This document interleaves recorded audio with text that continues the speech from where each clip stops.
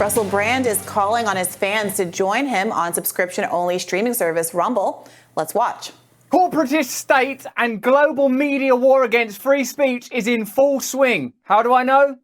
Take a guess. If you're watching this anywhere other than Rumble, please join me on Rumble and consider supporting our channel, because it has become rather apparent to me that there are persecutory forces at work, and we need to ensure that we can remain connected to you no matter what.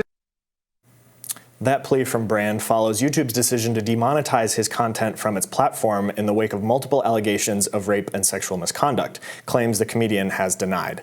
Brand, who is followed by 1.6 million people on Rumble, is asking his followers to pony up $60 each for a subscription. All right, so in some ways, this was always the point of Rumble. Rumble started as a free speech platform in response to several instances in which content creators, not all conservative content creators, were demonetized for various reasons. This show has been subject to the vagaries of YouTube's algorithm for the crime of running one of Donald Trump's speeches in its entirety, in which he did election denial, but which the show did not do election denialism. And so I completely respect the value of a platform like Rumble. The question is, and I think this is how he's being characterized, the question is whether or not there's something inappropriate and money grab feeling about using a scandal that really is in part about free speech, but a part about your personal conduct to kind of transfer people over to an app for profit. Yeah, it's very interesting to see, because I think on the right especially, you've seen a lot of people just jump all in on defending him for the sake of fighting for free expression. And I think it's important that you separate the fact of a person's actions from that person's rights, because obviously, even if these are allegations, obviously, but if you are convicted of a crime, you still maintain generally some rights. You can have some taken away, but you still have the same general constitutional rights, even when you're accused of terrible things and even after you've been convicted of potentially terrible things.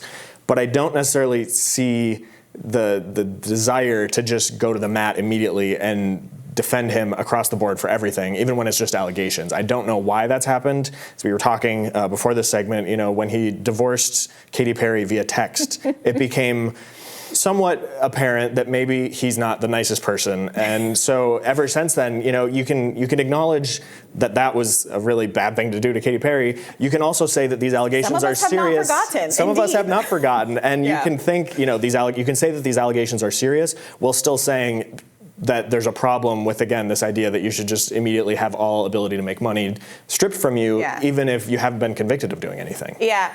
I mean, so there's some logistical issues here. So for one, my understanding of how Russell Brand and the Rumble relationship was working was that he has a deal with Rumble, right? He and some other big players in the social media space, including Glenn Greenwald, et cetera, was part of the draw for Rumble. They got contracts from Rumble to bring people over to the platform. I don't think that that's nefarious. That's often how new platforms start. You try to attract big players who otherwise don't have much of an incentive to join a burgeoning platform to come over and bring audience over with them.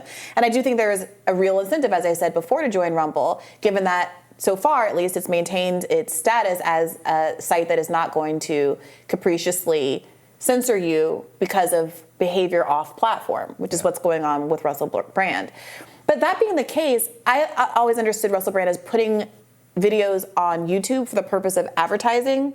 There's a bigger audience on YouTube. And then he always directed people back over to the Rumble show to watch more full, complete content. So I'm a little unclear as to where the $60 comes in. Is that the subscription service that's always been available to get paywalled content? Because you can just watch Rumble like you watch YouTube for free. And I do wonder if the characterization of this is a little unfair to Russell Brand. Yeah, well, it's interesting. You pointed out, this is kind of a general move that companies, especially streaming services or streaming platforms, do to get people to come and watch. And like you said, YouTube still obviously has a very large audience, even though they try to sort of alienate and push out anybody who violates whatever their standard of the day is. But they've been, for example, the streaming partner for the first two Republican presidential primary debates. So they have sort of the standing as a place where people go, and there are obviously a lot of people from Trump world that are on Rumble exclusively now. They have shows and things on there.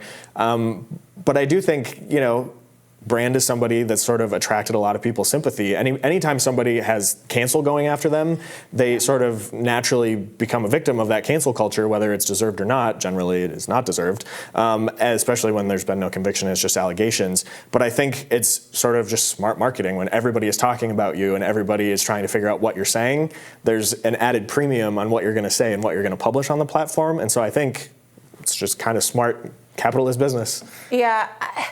I would tend to agree. I mean, I'm curious what you make of the ability of YouTube to make these decisions with monetization versus not monetization about things that don't happen on the platform. Because I'm still of two minds about this. I can't quite resolve whether or not I think the nature of earning an income in a capitalist society where we don't have any kind of real safety net, no health care, no social services, very minimum social services, et cetera, the ability to take somebody's salary away because of personal behavior that you might find repugnant, but which hasn't been proven in a court of law, is very disturbing. Yeah. But do I believe that that's not kind of in line with what many employers, the right that many employers have to choose to no longer employ somebody because of their private conduct, especially when they are that private conduct is made very public, and it might reflect poorly on the business itself and its ability to attract other customers, including other advertisers. Is that not the company's right to preserve its own business? Yeah. Yeah, I mean, it seems like you were just outlining kind of akin to the morality clause in a lot of contracts or employment agreements. But I think the disturbing part of it, like you said, is this idea that just sort of we've normalized that off-platform content means you may or may not have the right to keep using that platform, to earn money through that platform.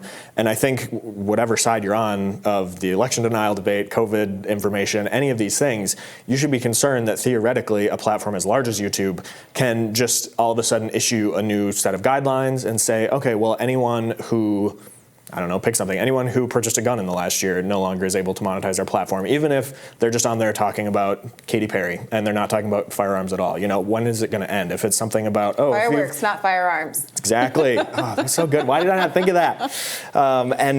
Or it could be, this is obviously an extreme example, but once you start going down the road, there's no telling how far it will go. But if it's, if you've donated to a Republican candidate in the last election cycle, you're not allowed to share content on our platform because we're worried about election denial again. And so when you set up that sort of boundless authority by a platform that has so much power because of the money that they pay out to creators who are in line with what they say, it is disturbing. That's the right way to put it. Okay, so here's the counter argument. Largely what we're talking about here is the effective market outcomes. Some of this gets really framed ideologically, but Elon Musk ultimately hired the Yahoo woman to run the company because he, at the end of the day, wants to clean it up for advertisers so he can make some of his money back, right? At the end of the day, boycotts have some influence on what people choose to do. YouTube could either take a hit from this decision, Russell Brand, and lose money and change course, or they could earn more. They could benefit from the advertisers being happy with them more than they would lose from the Russell Brand people not being happy with them. Rumble can benefit from establishing itself among a certain kind of audience. And that can be a market benefit for itself. So is the resolution to this to simply let these companies continue to make the decision for themselves what's in their best market interest? And maybe a website like Rumble will demonstrate that a model of being more lenient, or let's say less authoritarian, and making these subjective decisions about who gets to be monetized and who doesn't, like getting out of that business is actually a good business model, and others will just follow suit. It's been interesting to watch just over the last, I don't even know, I'd probably say 4 years, maybe even fewer years, like 3 or 2, how the argument for conservatives who would complain about being deplatformed, demonetized, whatever it was on Twitter before Musk bought it, on Facebook, on YouTube, the answer was always, well, it's a free country. You can go create your own Twitter, create your own YouTube, create your own whatever. And obviously that's how we got Rumble. And it has some success, but obviously you're still not on that even playing field with where you would be on YouTube. And in the Twitter space, before Elon Musk bought it, there were so many conservative alternatives to Twitter that just didn't take off, even before Truth Social. There was Parler, there were a couple that I am already forgetting the names of that started up and just sort of faded into the background, because without the people and the conversations moving there, it's just another place that you have an account set up. And so this idea that when one platform, especially the largest, for example, video streaming platform, kicks you off and prevents you from making money through them, there's no way to just actually go somewhere else and do the exact same thing. I think that's a good point. And at the end of the day, is that an argument for treating some of these big private companies more like utilities with all the rules that come with it? And if that's the case, we're really saying that, then no, I don't think the power company should be able to shut off your power or say that the phone company doesn't want to give you phone service because it doesn't like that you're doing X-rated calls to earn money. That's none of the phone company's business how I want to use the phone to earn money. And if we're going to use that kind of a standard, then I do think that in the same way we were kind of talking about in the book banning segment we just did, I would rather err toward permissiveness, even if that means that a lot of people I don't like are also on the site or using the site in ways that I find to be distasteful. So I don't know. We'll see what happens with Russell Brand, and maybe this is Rumble's big moment. We're rising for you right after this.